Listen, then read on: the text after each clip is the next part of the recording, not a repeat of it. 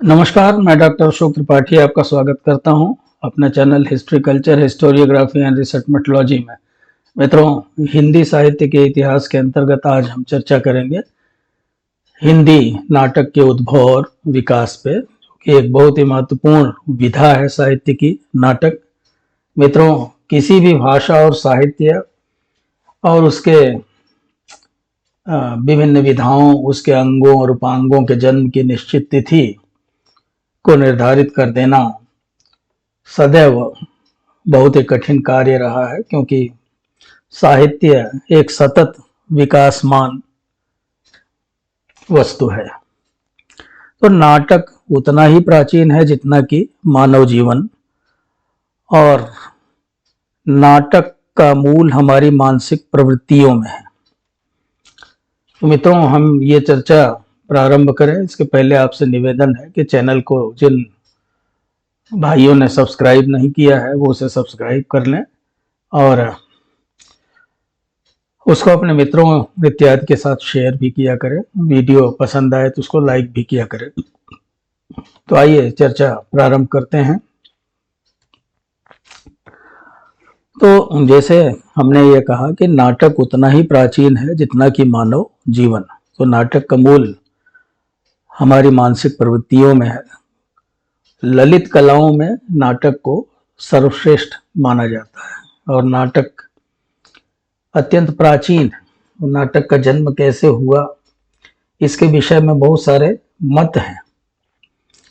मित्रों, भारतीय परंपरा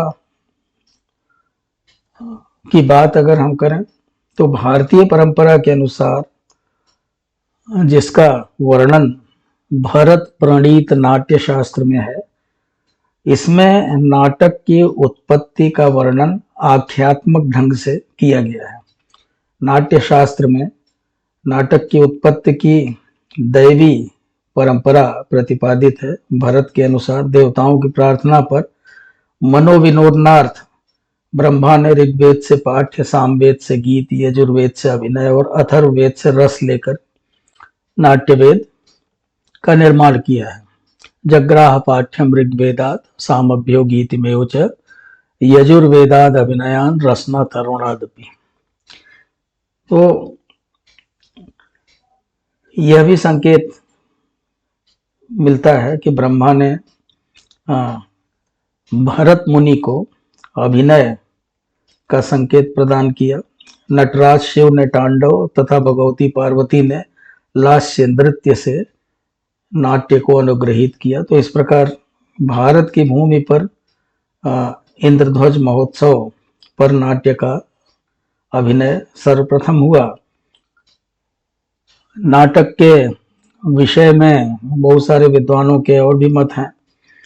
अब जैसे नाटक की उत्पत्ति के विषय में पाश्चात्य विद्वान ये कहते हैं कि नाटकों का आदि स्रोत भारत में जो है वो यूनान से आया, किंतु ये बात बिल्कुल ही बकवास है। हम कह सकते हैं कि यह अनर्गल प्रलाप है, क्योंकि भारतीय नाटक को यूनानी कला की देन कह देना ये बिल्कुल ही उचित नहीं है।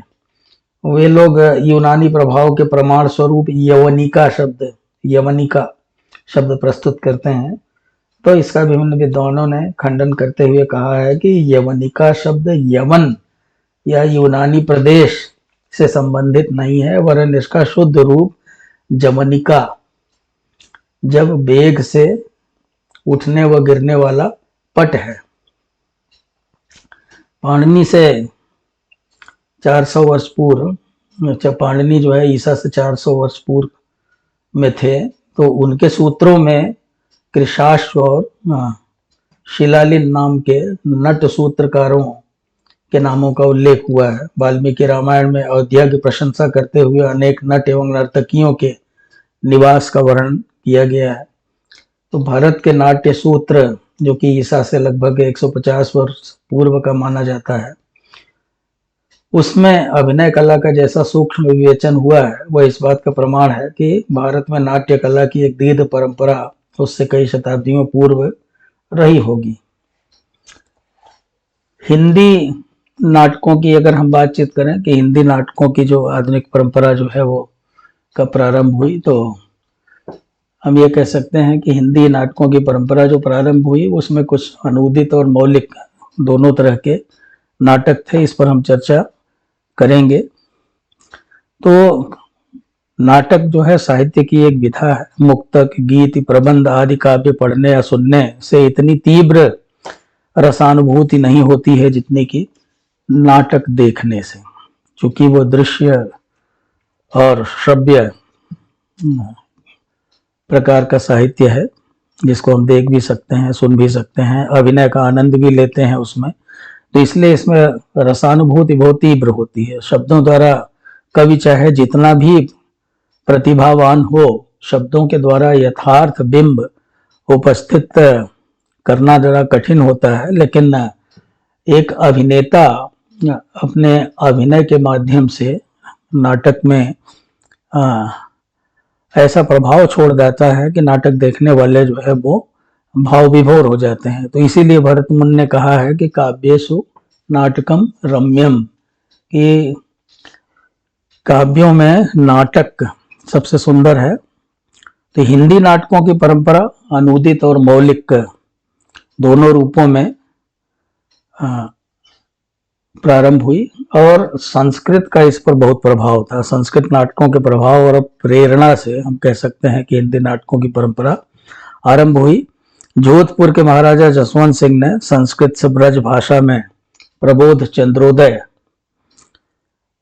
नामक नाटक का अनुवाद किया सन 1700 ईस्वी के आसपास। इसके पश्चात 50 वर्ष बाद रीवा नरेश विश्वनाथ सिंह ने आनंद रघुनंदन लिखा। और ये दोनों रचनाएं हिंदी में सर्वप्रथम अनूदित एवं मौलिक नाटक हैं। वहीं भारतेंद्र हरिश्चंद्र अपने पिता गोपाल चंद्र की रचना नहुष को हिंदी का सबसे पहला नाटक मानते हैं। तो मित्रों, जैसा कि हमने बताया आपको कि कुछ विद्वान भारतीय नाट्य साहित्य के उद्भव को यूनानी कला की देन मानते हैं, लेकिन इसका हमने खंडन भी किया। दशरथ ओझा हिंदी नाटकों का उद्भव 13वीं शताब्दी से ही मानते हैं। हिंदी नाटकों का प्रारंभ अनुवादों से होता है, जैसे हमने अभी आपको बताया कि प्रबोध चंद्रोदय का अनुवाद जो है वो संस्कृत से ब्रज भाषा में किया था महाराजा जसवंत सिंह ने। तो हिंदी नाटक परंपरा का आरंभ अनुवादों से ही हुआ। राजा लक्ष्मण सिंह ने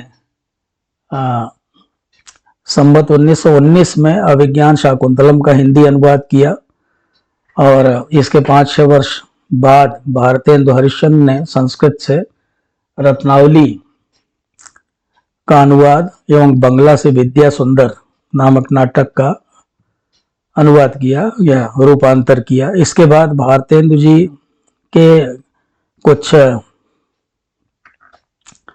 और भी नाटक सामने आए, जैसे पाखंड विडंबन, धनंजय विजय, कर्पूर मंजरी, मुद्रा राक्षस आदि नाटक आए जो कि अनूदित थे। इनका उन्होंने अनुवाद किया था। कुछ उनके मौलिक नाटक भी थे, जैसे चंद्रावली, भारत जननी, भारत दुर्दशा, नील देवी, वैदिकी हिंसा, हिंसा न भवती, सती प्रताप, विषमौषधम आदि। ये उनके मौलिक नाटक थे। सत्य हरिश्चंद्र उनका रूपांतरित नाटक था। मित्रों, भारतेंद्र युग के और भी बहुत सारे नाटककार थे, तो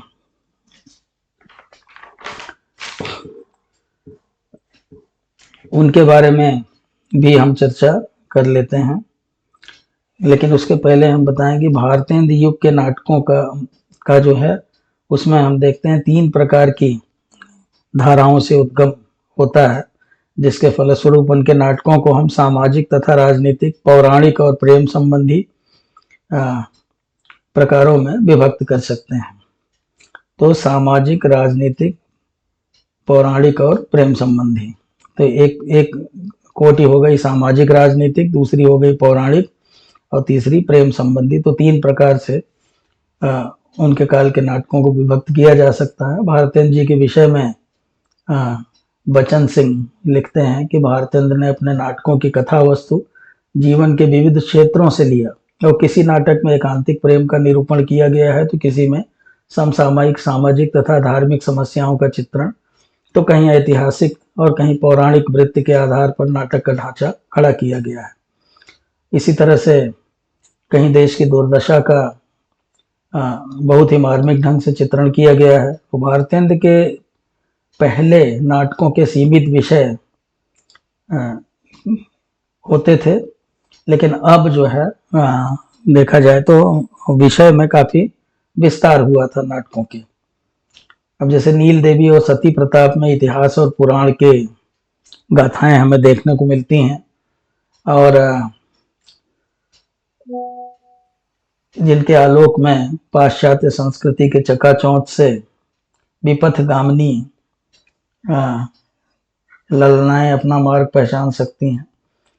तो ये वास्तव में पाश्चात्य संस्कृति के विरोध में सांस्कृतिक जागरण, जो क्योंकि भारतेंद्र का युग जो था वो नव जागरण का काल था, तो हम ये कह सकते हैं कि पाश्चात्य संस्कृति के विरोध में एक तरह से ये सांस्कृतिक जागरण का युग था। जैसे भारतेंद्र हरिश्चंद्र का जो अंधेर नगरी है प्रहसन, अगर उसको हम पढ़ें तो हम देख सकते हैं कि उस समय अंग्रेजों का प्रभाव बढ़ता जा रहा था देश में, शासन में, प्रशासन में, हर जगह। और प्रभाव क्या बल्कि हम दुष्प्रभाव कह लें भारत के नजरिए से। तो उन्होंने जो कुछ लिखा तो उसमें पाश्चात्य संस्कृति की आलोचना कहीं ना कहीं हमें दिखाई पड़ती है। तो भारतेंद्र युग में और भी बहुत सारे लेखकों ने नाटक लिखे, जैसे प्रेम घन का भारत सौभाग्य, प्रताप नारायण मिश्र का हम देख सकते हैं, उनका एक बड़ा प्रसिद्ध नाटक था तिरिया तेल हमीर हट चढ़े न दूजो बार। इसी तरह से राधा कृष्ण दास का महारानी पद्मावती और महाराणा प्रताप, श्रीनिवास दास का रणधीर प्रेम मोहिनी, किशोरी लाल गोस्वामी का प्रणयिनी परिणय और मयंक मंजरी शालिग्राम का काम कंदला और माधवानल आदि प्रमुख नाटक थे जो भारतेंद्र युग के दूसरे नाटककारों ने रचे थे। भारतेंद्र युग के नाटकों का जो कथ्य और शिल्प था उसके बारे में अभी हमने कुछ चर्चा की। भारतेंद्र जी की प्रतिभा ने अपने युग के सभी लेखकों को प्रेरित और प्रभावित किया। भारतेंद्र जी की लेखनी से पौराणिक, ऐतिहासिक, सामाजिक, राष्ट्रीय सभी प्रकार के नाटक निःसृत हुए, रचे गए। श्रृंगार रस, वीर रस, हास्य रस, करुण रस आदि जितने भी प्रमुख रस थे उनका समावेश भारतेंद्र जी की रचनाओं में परिलक्षित किया जा सकता है, और यही बात भारतेंद्र युग की अन्य रचनाओं के ऊपर भी लागू होती है। तो इस युग के सभी नाटकों पर संस्कृत शैली का प्रभाव है। जैसे हमने प्रारंभ में ही चर्चा की कि भारतीय जो नाट्य साहित्य की उत्पत्ति थी वो संस्कृत से ही हुई थी। तो इन नाटकों में खड़ी बोली गद्य का प्रयोग किया गया है संवादों के लिए, और पद्य का जहां तक सवाल है तो उसमें ब्रज भाषा का प्रयोग किया गया है। ये नाटक प्राचीन परिपाटी को आधार बना करके लिखे गए हैं, लेकिन इनमें नवीनता की ओर बढ़ने की छटपटाहट भी दिखाई देती है, व्याकुलता भी दिखाई देती है। तो धर्म एवं आतंक घट रहा था एवं नाटक स्वाधीन होने की बेचैनी लिए समाज एवं इतिहास का आलिंगन करता हुआ पाया जाता है। एक और विशेषता इस काल के नाटकों थी हास्य व्यंग का विशेष पुट और खड़ी बोली का बढ़ता प्रभाव इस काल के नाटकों की दूसरी विशेषताएं थी। संक्रांति काल की बात हम करें, भारतेंदु युग से प्रसाद युग के बीच का जो काल था उस काल को संक्रांत काल कहा जाता है। इस बीच में भी कुछ रचनाएं की गई, अनेक अनुदित नाटकों की रचनाएं हुई, और संक्रांति काल में वे भी कहा जाता है कि अनुदित नाटकों की बाढ़ सी आ गई। कुछ मौलिक नाटक भी लिखे गए, जैसे दुर्गावती, चंद्रगुप्त, कृष्णार्जुन युद्ध, चंद्रहास आदि जो थे ये मौलिक नाटक थे। और हिंदी रंगमंच के लिए भी नाटक रचे गए। तो इस युग के नाटकों की प्रगति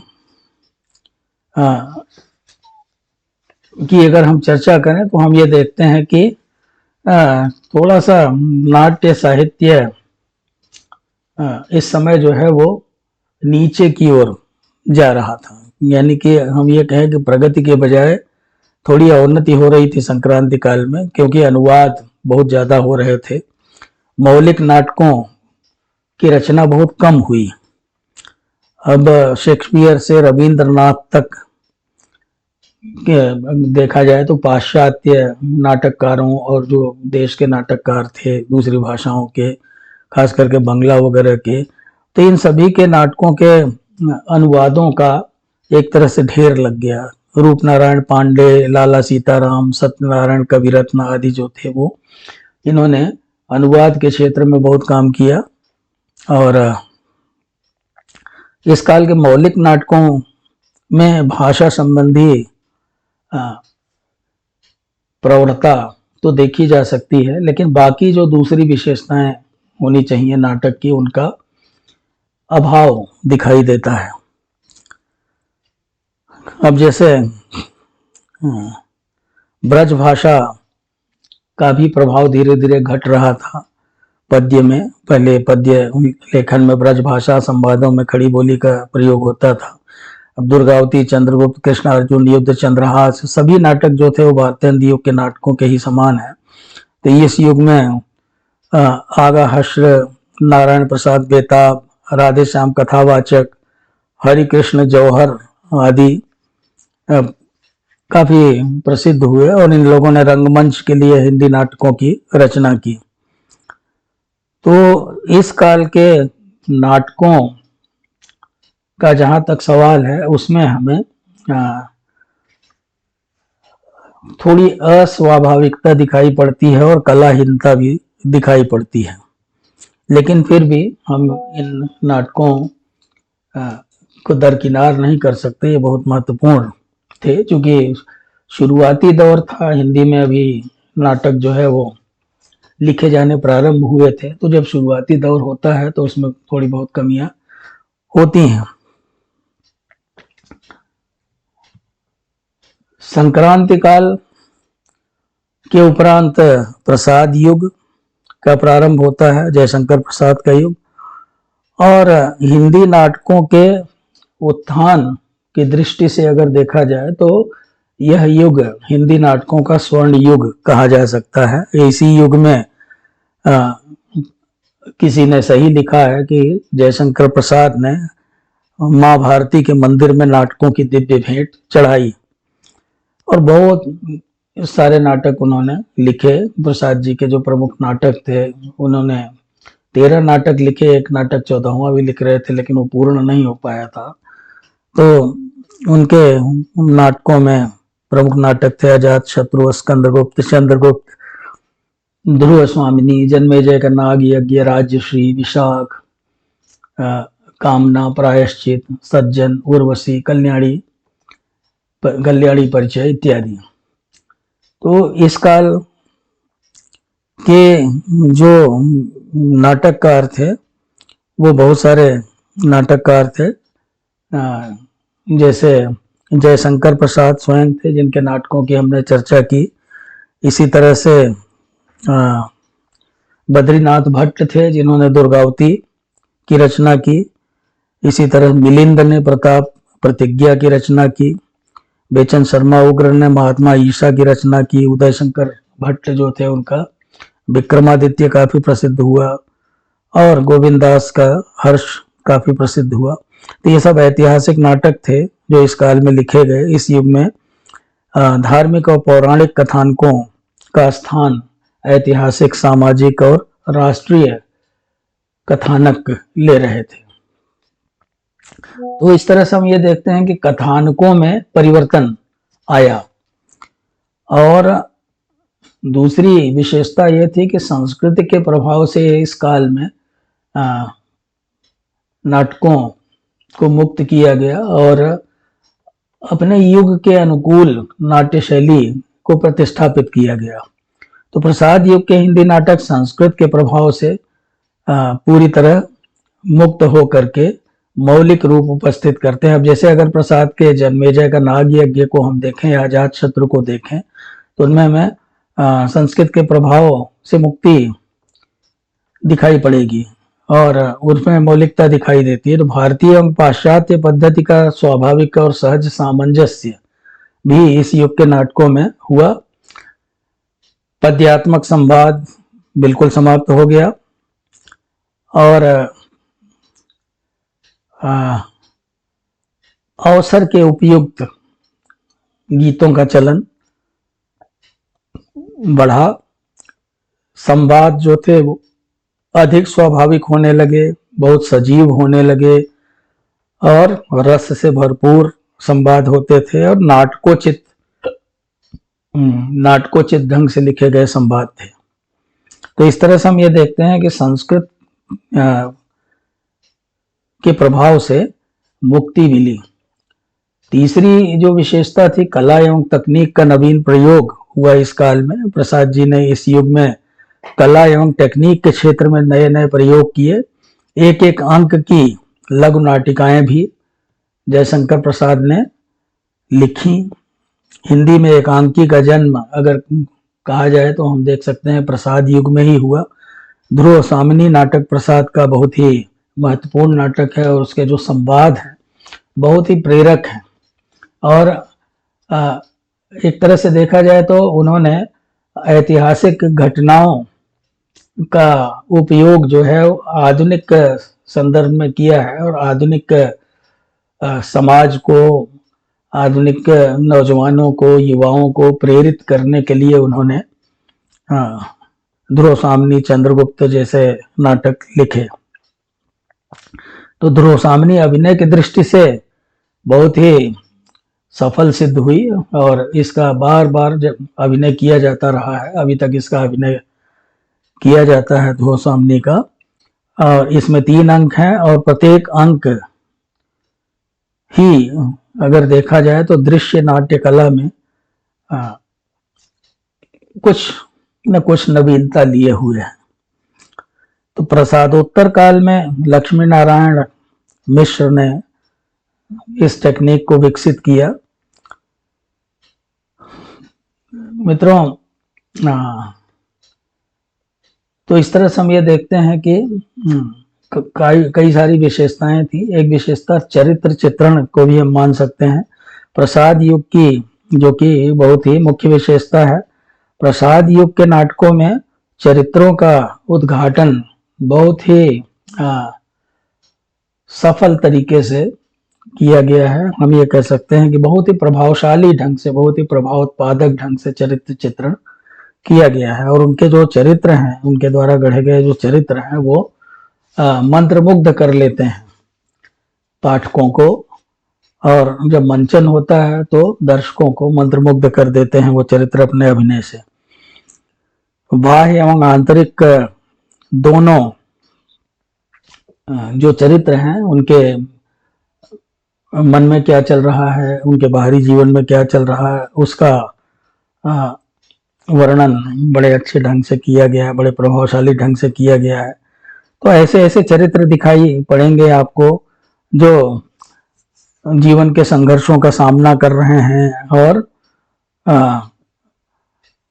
एक तरह से आप ये कह लीजिए संघर्ष की आग में तप रहे हैं, कभी चीत्कार कर रहे हैं, कभी गिर रहे हैं, कभी संभल रहे हैं और कभी खुश हैं, प्रसन्न हैं, तो कभी दुखी भी हैं।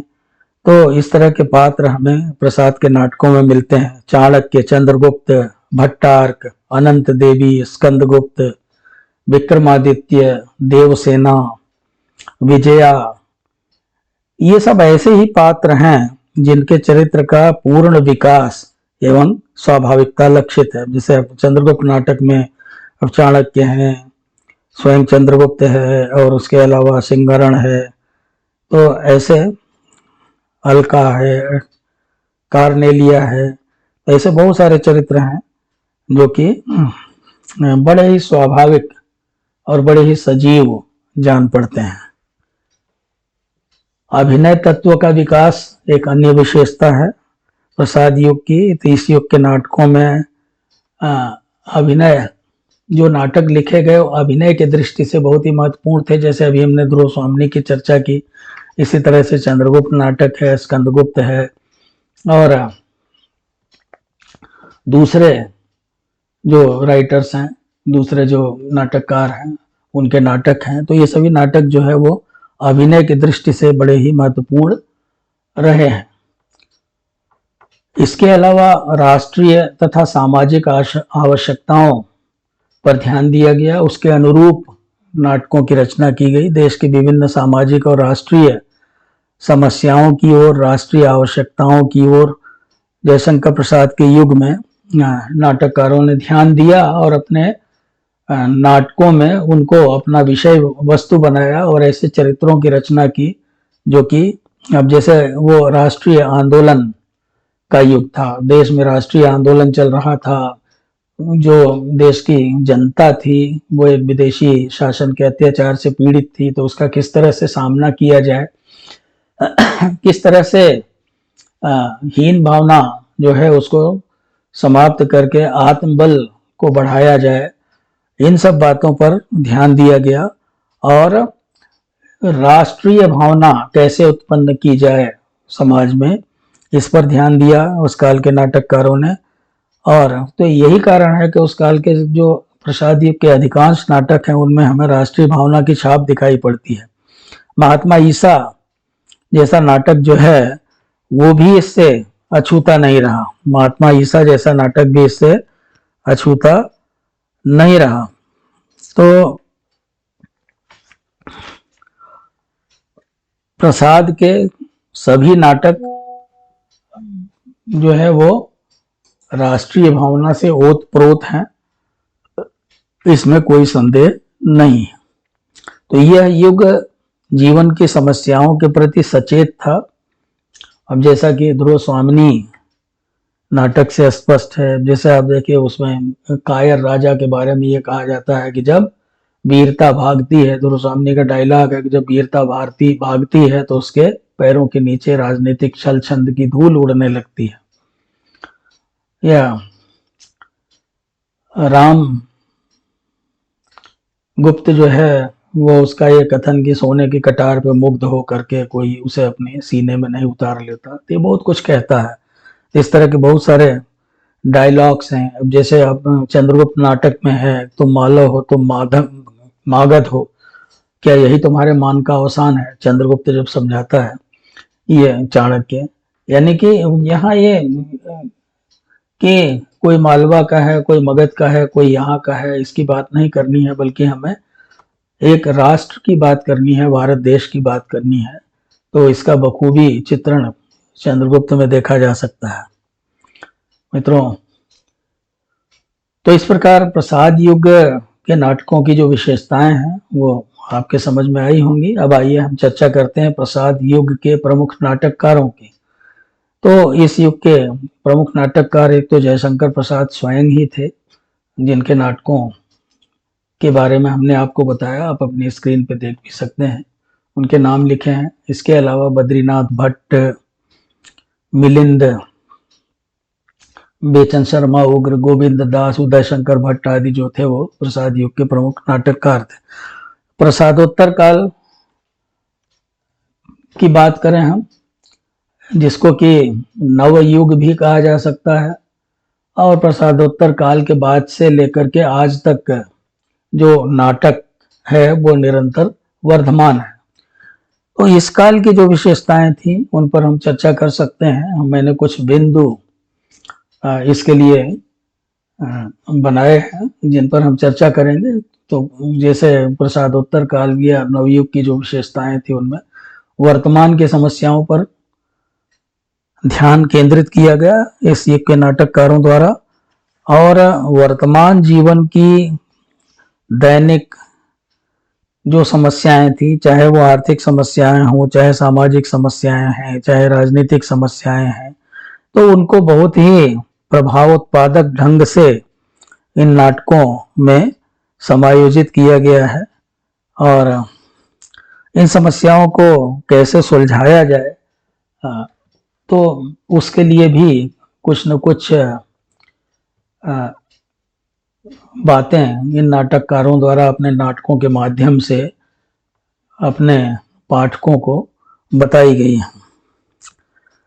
राजाओं महाराजाओं के स्थान पर अब हम ये देखते हैं कि मजदूर, किसान, दफ्तर में काम करने वाले कर्मचारी, क्लर्क, अध्यापक, व्यापारी, समाज सुधारक, नेता, मध्य वर्ग के जैसे वकील, डॉक्टर इत्यादि जो है ढेर सारे पात्र अब नाटकों में नायक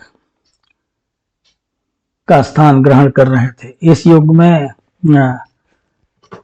प्रगतिवाद का भी काफी प्रभाव पड़ा, चूंकि आगे चल के हम देखते हैं रूस में क्रांति हो चुकी थी और उसके बाद बड़ी तेजी से साहित्य में प्रगतिवाद का प्रभाव बढ़ा, प्रगतिवादी साहित्य रचा जाने लगा। तो इस युग में भी बहुत सारे प्रगतिशील नाटकों की रचना हुई, जिनमें तो प्रगतिशील नाटक जो लिखे गए उनके ऊपर इब्सन, बर्नार्ड शॉ, गाल्सवर्दी इत्यादि का प्रभाव स्पष्ट रूप से दिखाई देता है। जो पाश्चात्य लेखक थे उनका प्रभाव दिखाई पड़ता है। और नाटक जो था वो एक तरह से हम कह लें कि ये युग जो था, जैसे मुंशी प्रेमचंद जो थे उन्होंने एक यथार्थवाद के युग का आरंभ किया, तो यहाँ भी हमें नाटकों में भी जो है हम यथार्थवादी, प्रगतिशील और समस्या प्रधान नाटक देख सकते हैं। और लक्ष्मी नारायण मिश्र जैसे लोगों को श्रेय दिया जा सकता है जिन्होंने यथार्थवादी और समस्या प्रधान नाटक लिखे। अब राजयोग, राक्षस का मंदिर, सन्यासी, मुक्ति का रहस्य, सिंदूर की होली इत्यादि जो है वो लक्ष्मी नारायण मिश्र के प्रसिद्ध यथार्थवादी नाटक हैं। और इनके अन्य नाटक जैसे छाया, बंधन, अपराधी, दुविधा, विकास, सेवापथ, अंगूर की बेटी, कमल इत्यादि हैं जो कि भावुकतापूर्ण नाटक माने जा सकते हैं। तो इस तरह से हम ये देखते हैं कि यथार्थवादी नाटकों का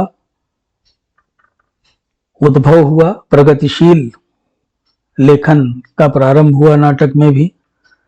नाटकों की अभिनयता पर बहुत ज्यादा बल दिया गया इस काल में भी। तो इस काल में टेक्निक की ओर भी विशेष ध्यान दिया गया, नाटकों की अभिनयता पर बल दिया गया। पट परिवर्तन द्वारा दृश्य बदला जाने लगा और कार्य, समय, स्थान इत्यादि जो है इन तीनों की एकता इस युग के नाटकों में परिलक्षित की जा सकती है।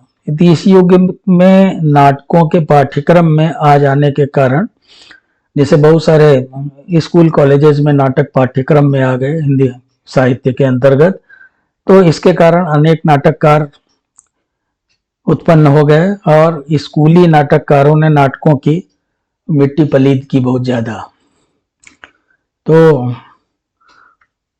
इसके अलावा एकांकी और रेडियो नाटकों की बाढ़ आ गई। इस युग में एकांकी और रेडियो नाटक जो है वो काफी मात्रा में लिखे गए। एक प्रशंसनीय प्रयास था हम कह सकते हैं। एकांकी नाटकों के बहुत सारे संग्रह देखने को मिल जाएंगे। बहुत सारे विद्वान थे जिन्होंने एकांकी नाटक लिखे हैं। मैंने एकांकी के ऊपर एक अलग से वीडियो बना के डाली हुई है, तो आप वो वीडियो देख सकते हैं हिंदी साहित्य के इतिहास के अंतर्गत, जिसमें एकांकियों की चर्चा विस्तार से की गई है। तो राम कुमार वर्मा, भगवती चरण वर्मा, विष्णु प्रभाकर, उदय शंकर भट्ट, उपेंद्र नाथ अश्क, गोविंद दास, भुवनेश्वर प्रसाद, जगदीश चंद्र माथुर आदि जो थे, ये नाटककार भी थे और एकांकीकार भी थे। इन्होंने बहुत सारे एकांकी संकलन भी लिखे और साथ ही साथ इनके ढेर सारे नाटक भी प्रकाशित हुए। रेडियो नाटक लिखने में विष्णु प्रभाकर, हरिश्चंद्र खन्ना, उपेंद्र नाथ अश्क, राम कुमार वर्मा इत्यादि प्रमुख थे। तो मित्रों, कुछ जो नाटक जो कि बहुत ही प्रसिद्ध हुए प्रसादोत्तर युग में, और हम ये कह सकते हैं कि जो समकालीन युग है, यहाँ तक अगर देखा जाए तो राम कुमार वर्मा की पृथ्वीराज की आंखें, चारुमित्रा, रेशमी टाई, तो ये सर्वकालिक नाटक हैं जो कि बहुत ही प्रसिद्ध हैं, अभी भी खेले जाते हैं थिएटर्स वगैरह में। भगवती चरण वर्मा का बुझता दीपक, रुपया तुम्हें खा गया, इसी तरह से विष्णु प्रभाकर का नव प्रभात, डॉक्टर प्रकाश और परछाइयाँ, उदय शंकर भट्ट का विक्रमादित्य, मत्स्यगंधा, राधा, विश्वामित्र, मुक्तिपथ, शक विजय आदि, उपेंद्र नाथ अश्क का जय पराजय, लक्ष्मी का स्वागत, तूफान से पहले, कैदी की उड़ान इत्यादि, सेठ गोविंद दास का सुरेंद्र सुंदरी, कृष्ण कामनी, होनहार। सेठ गोविंद दास जो है वो जैसे Romeo Juliet, Antony and Cleopatra इत्यादि से प्रभावित होकर के उन्होंने इस तरह के नाटक लिखे, सुरेंद्र सुंदरी, कृष्ण कामनी इत्यादि। भुवनेश्वर प्रसाद का नाटक इंस्पेक्टर जनरल, प्रतिभा का विवाह, तांबे के कीड़े जो है वो काफ़ी प्रसिद्ध हुए हैं। इसी तरह से मित्रों, जगदीश चंद्र माथुर भी जो है एक बड़ा नाम है नाटक के क्षेत्र में। इनका नाटक कोणार्क, शारदिया, पहला राजा, दशरथ नंदन आदि काफ़ी प्रसिद्ध हुए। मोहन राकेश काफ़ी रंगमंच की दृष्टि से इनके नाटक बड़े प्रसिद्ध हुए। लहरों का राजहंस, आधे अधूरे, आषाढ़ का एक दिन, और इसी तरह लक्ष्मी नारायण लाल का अंधा कुआं, मादा कैक्टस, गिरिराज किशोर का नरमेध, सर्वेश्वर दयाल शर्मा के नाटक, इनका जो बकरी है नाटक, ये बहुत ही प्रसिद्ध हुआ और इसका खूब मंचन किया जाता है। और इसके अलावा और भी इनके नाटक हैं, जैसे हवालात, लड़ाई, और तो मित्रों गरीबी हटाओ, अब गरीबी हटाओ, ये सर्वेश्वर दयाल शर्मा के प्रसिद्ध नाटक हैं। और तो इसी तरह सुरेंद्र वर्मा के कुछ नाटक जो है वो बहुत ही प्रसिद्ध हुए। सुरेंद्र वर्मा के जो नाटक हैं वो, उनमें आप देख सकते हैं द्रौपदी, शकुंतला की अंगूठी, एक दूनी एक, आठवां सर्ग बहुत प्रसिद्ध हुए। भीष्म साहनी जाने माने साहित्यकार थे, उनके भी कुछ नाटक बड़े प्रसिद्ध हुए भीष्म साहनी के। तो जैसे हानूश, कबीरा खड़ा बाजार में, माधवी, रंग दे बसंती चोला इत्यादि। मणि मधुकर के जो नाटक हैं, दुलारी बाई, बुलबुल सराय, खेला, पोलमपुर, एक तारे की आंख काफी फेमस हुए।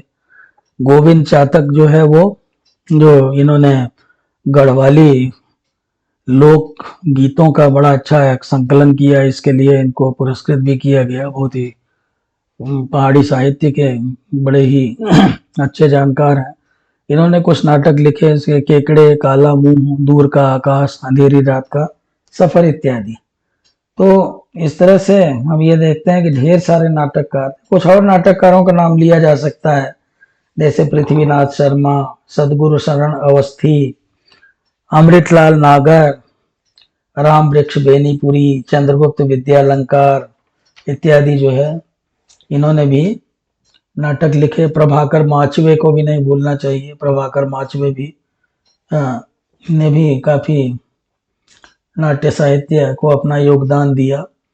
तो इस तरह से अगर देखा जाए तो जयशंकर प्रसाद से लेकर के अब तक नाटकों का काफी विकास हुआ है।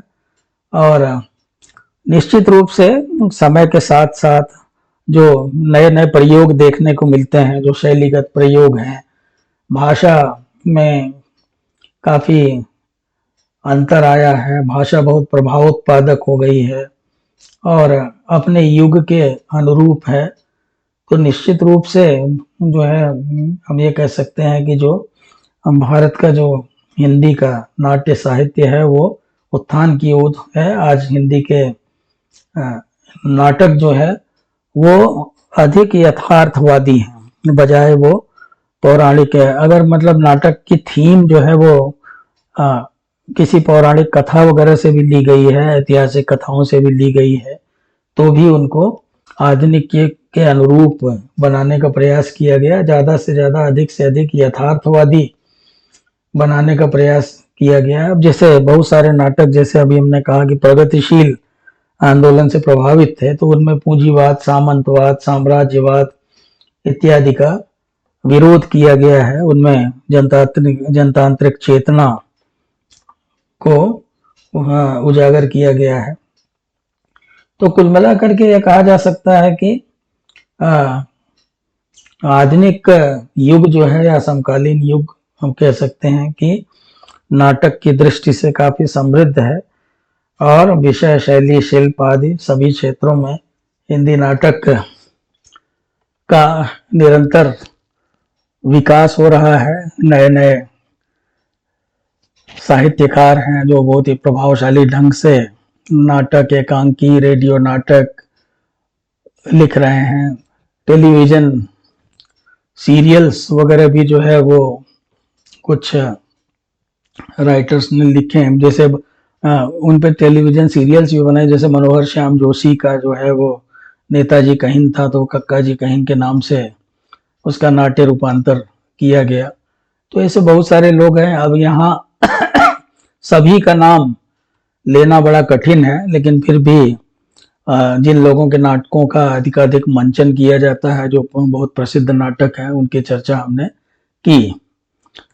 तो मित्रों, उम्मीद है कि आपको वीडियो पसंद आया होगा। अगर आपको वीडियो पसंद आया हो तो एक बार पुनः मेरा निवेदन है कि आप वीडियो को लाइक करें, इस पर कमेंट करें, और साथ ही साथ चैनल को सब्सक्राइब अवश्य कर लें, जिससे कि मुझे भी थोड़ा उत्साह हो और मैं नई नई वीडियो लेके आपके सामने आऊं।